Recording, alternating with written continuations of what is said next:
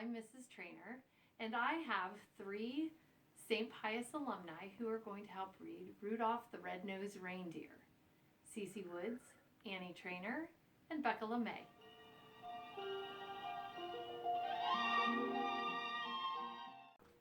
"'Twas the day before Christmas, and all through the hills the reindeer were playing, enjoying their spills, while every so often they'd stop to call names at one little deer not allowed in their games.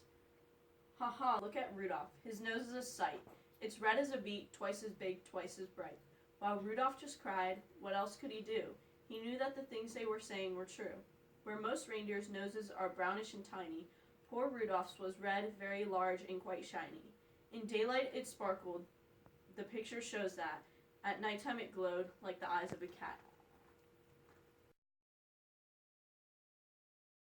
Although he was lonesome, he was always good, obeying his parents as good reindeer should. That's why on this day, Rudolph almost felt playful. He hoped that from Santa, soon driving his sleigh full of presents and candy and dollies and toys, for good little animals, good girls and boys, he'd get just as much, and this is what pleased him, as the happier, handsomer reindeer who teased him. So as night and a fog hid the world like a hood, he went to bed hopeful. He knew he'd been good.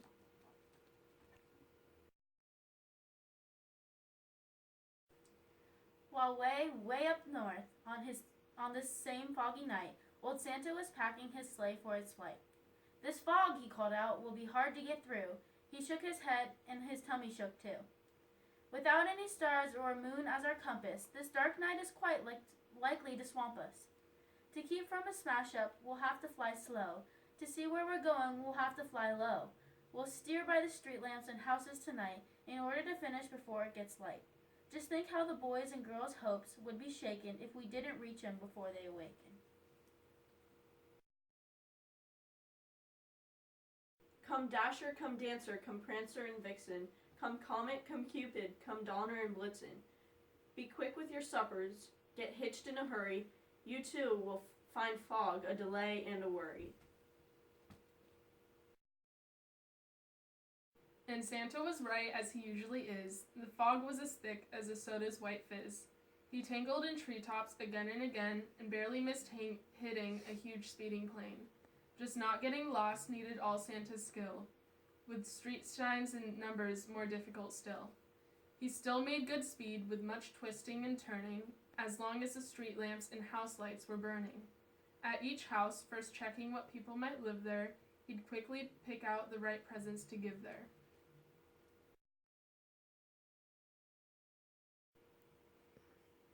"But lights will be out after midnight," he said, "for even most parents have then gone to bed.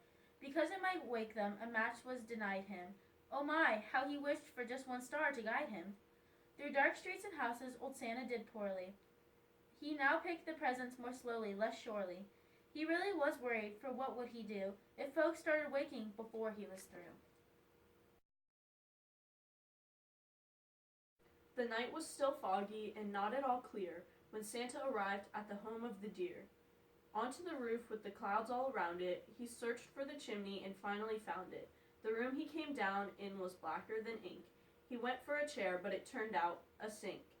The first reindeer bedroom was so very black, he tripped on the rug and burst open his pack. So dark that he had to move close to the bed and peek very hard at the sleeping deer's head, before he could choose the right kind of toy, a doll for a girl or a train for a boy.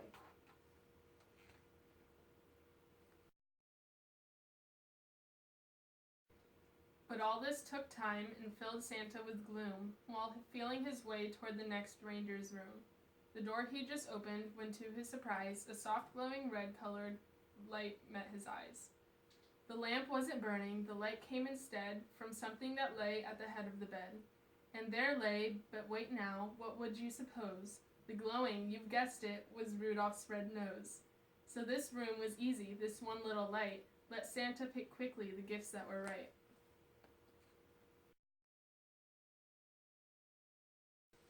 How happy he was till he went out the door. The rest of the house was as black as before, so black that it made every step a dark mystery. And then came the greatest idea in all of history.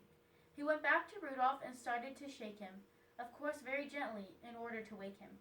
and Rudolph could hardly believe his own eyes. You just can imagine his joy and surprise at seeing who stood there, paused length away, and told of the darkness and fog and delay, and Santa's great worry that children might waken before his complete Christmas trip had been taken.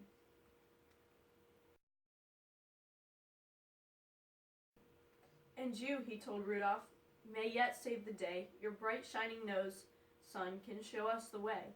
I need you, young fellow, to help me tonight, to lead all my dear on the rest of our flight. And Rudolph broke out into such a big grin, it almost connected his ears and his chin.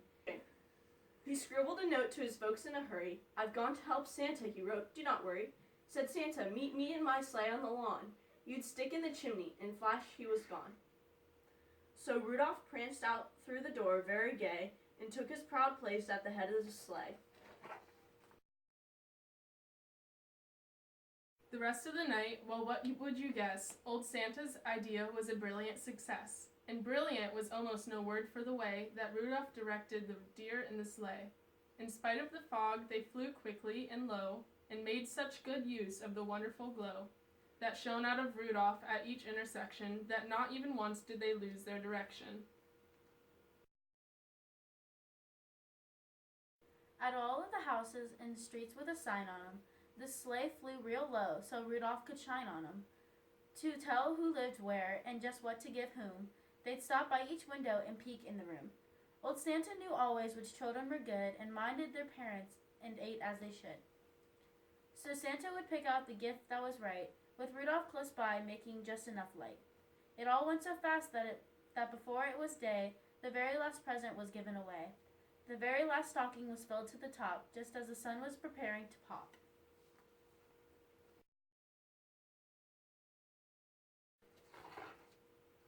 The sun woke the reindeer in Rudolph's hometown.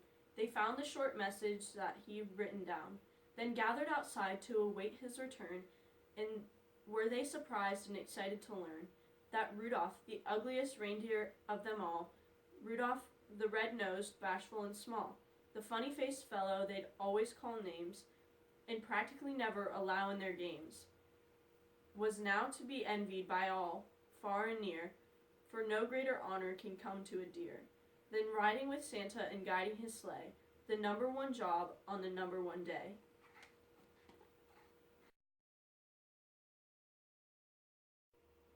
The sleigh and its reindeer soon came into view, and Rudolph still led them as downward they flew.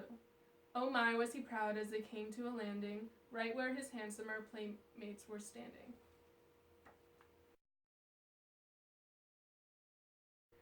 The same deer who used to do nothing but tease him would now have done anything only to please him. They felt even sorrier they had been bad when Santa said, Rudolph, I've never had a deer quite so brave or so brilliant as you at fighting black fog and at steering me through. By you, last night's journey was actually bossed. Without you, I'm certain we'd all have been lost. I hope you'll continue to keep us from grief on future dark trips as Commander-in-Chief. While Rudolph just blushed from his head to his toes, till all his fur was red as his nose. The crowd clapped their paws and then started to screech, Hooray for our Rudolph, and we want a speech. But Rudolph, still bashful, despite being a hero, was tired. His sleep on the trip totaled 0. So that's why his speech was quite short and not bright. Merry Christmas to all, and to all a good night.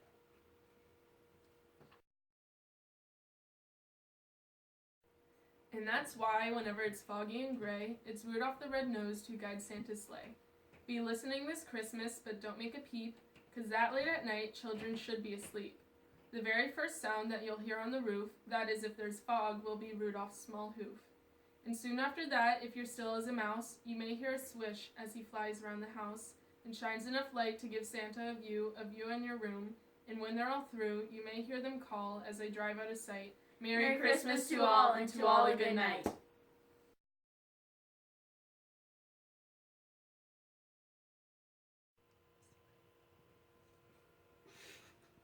We're reading Rudolph the Red-Nosed Reindeer for Mom.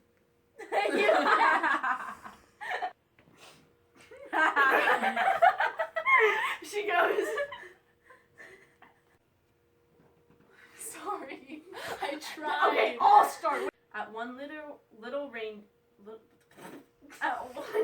deer not allowed in their games. Cut! We're reading Rudolph the Red-Nosed Reindeer from Mrs. Trainer. 'Twas the day before Christmas and all through the hills. This time we'll actually. We're reading Rudolph the Red-Nosed Reindeer for Mrs. Trainer. That was funny. The voice I'm cracked. gonna. 'Twas the day before Christmas and all through the hills. Stop. 'Twas. She memorized the pen. Okay, let's go. 'Twas the day before Christmas and all through the hills the reindeer were playing, enjoying. That wasn't me this time. Although he was lonesome, he was. Always was good. Oh my. Okay. Because it might wake them, a match was denied him. Oh my God, he wished for just one star to guide him. Oh my gosh, it doesn't say oh my God, it just says oh my. Annie! He scribbled a note to his folks in a hurry. I've gone to help Santa, he wrote. Do not worry. Said Santa, meet mate. So Lucy, quiet on set! By you, last night's journey was actually bossed. Wait, what? Who says just came in sat. Would not have done anything only to please him. I had to burp. back off!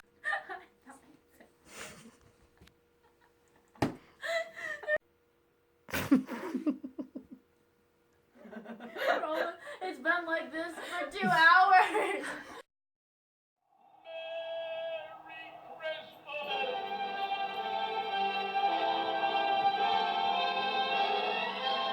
Merry Christmas to all, and to all a good night.